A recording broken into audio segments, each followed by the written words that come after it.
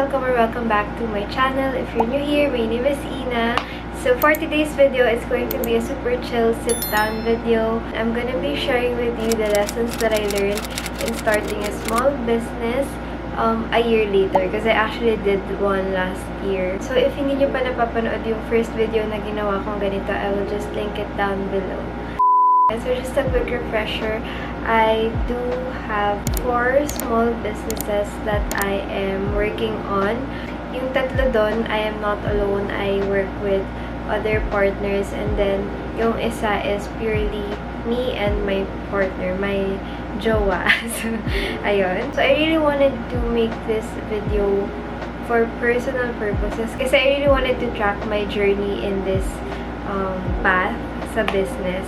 And at the same time, I also want to share it with you guys kasi baka kahit pa paano makatulong ako, or baka kahit pa paano same pala tayo ng pinagdadaanan. So, in a way, it makes you feel like you're not alone in this. Hindi ko na masyadong i-share sa inyo kung ano yung mga businesses that I handle because nasabi ko na yun sa past video ko, but just a quick background.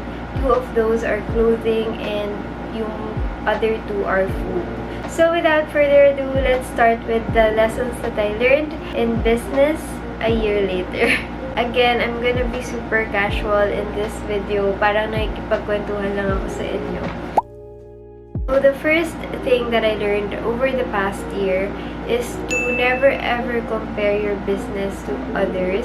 I feel like I always say this in all my videos, but don't ever compare your journey to others because we all have different timelines, we all have different paths and journeys. So maraming iba-ibang considerations sa business ng iba sa business mo. Like their working environment, yung pacing, the budget, and yung mga creative processes, it's all different. There's literally no point in comparing yourself to others because we are all different. That's a nice thing to keep in mind when you have your own business or you're just starting. Just don't ever compare yourself to others. And also, trust your own timeline kasi magkakaiba talaga yan. It could be all rainbows and butterflies with others, pero sa'yo, hindi pa nangyayari yun, and that's completely normal. So, moving on to number 2, before you start your business, it's so important for you to establish your brand first. You need to establish your purpose, your vision, your advocacies, and the values that you stand for, because it's so important na yung brand mo, meron siyang core na hindi ka maliligaw if it makes sense. If you only focus on profit, on money, kita, kung yun lang na yun yung iisipin mo, it's most likely bound to fail one way or another. Lahat naman tayo kailangan kumita, lahat tayo kailangan ng pera, but siguro when you are doing the right thing, profit will follow. So, number 3, you are not going to be alone in the industry. You are not going to be the first one. And I guess what I'm trying to say is, it's so hard to be original. And halos lahat naman ng bagay nasa market na. And yeah, it's still possible for you to come up with something na ikaw talaga yung nakaisip, ikaw yung nauna. But hindi siya madalas mangyari. And oftentimes, kung ikaw man ang mauna, magsusunod-sunod lang yung gagaya sa'yo. So, that's something that you need to accept when it comes to business or your brand. It's that it's a competition, but it doesn't mean that it has to be unhealthy. Even the big brands that you see in the mall, I believe that they still find inspiration from their competitors, and also they follow trends. So, ganun lang talaga yung cycle ng business. So, you can't really expect na ako lang dapat yung may ganitong product. And you have to keep in mind that eventually, magkakaroon ka ng kapareho. Which leads us to lesson number 4. It's okay to be inspired by others, but don't copy them completely. Ang sarap din sa feeling na when you do your products or when you sell or you offer your services to others, there's still a personal touch to it. Like, there's a story behind your product. So, I guess what worked for me is I really try my best to make it personal. Like, meron akong a piece of me in the products that I offer. For me kasi, it's the story behind the product that sets it apart. I also saw this on TikTok. There's this businesswoman that shared it.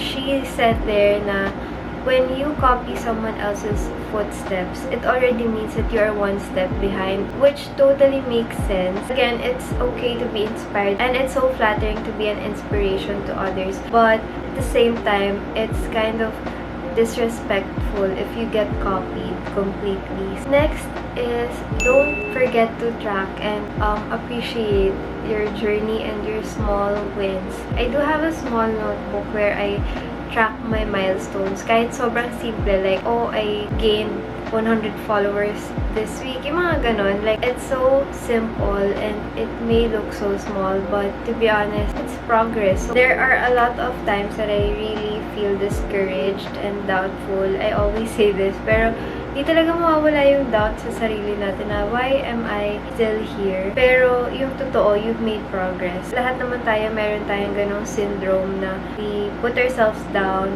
di natin napapansin yung mga achievements natin kasi we're always focused on yung mga talo instead of focusing on the wins. The smallest wins may have the biggest impact on your journey, so don't forget to appreciate them. It's nice to look back and see how far I've come. It's a nice practice and it will sure motivate you to do better and to do greater things. So lastly, I do have a bonus lesson, and it is to create and create until you find that product, that item na alam mong, ito na yung winning product, ito na yung parang magbabago, yung parang ganong moment. Kapag hindi ka pa bumibenta, parang feeling mo, itong bagay na to pinag-isipan ko naman pero hindi siya bumibenta, then just create more. Don't stop creating, especially if you're on the artistic side.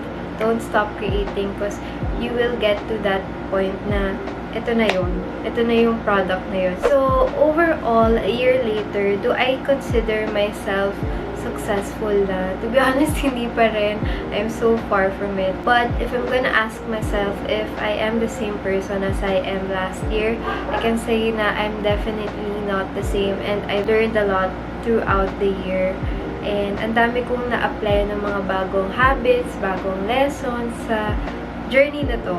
And I hope that the lessons that I shared can also help you in a way. I am excited to do a video like this next year, and hopefully by that time I can already call myself a little bit successful. Sobrang natutuwa ako sa journey na to. Ang dami kong natututunan, especially when it comes to patience and motivation.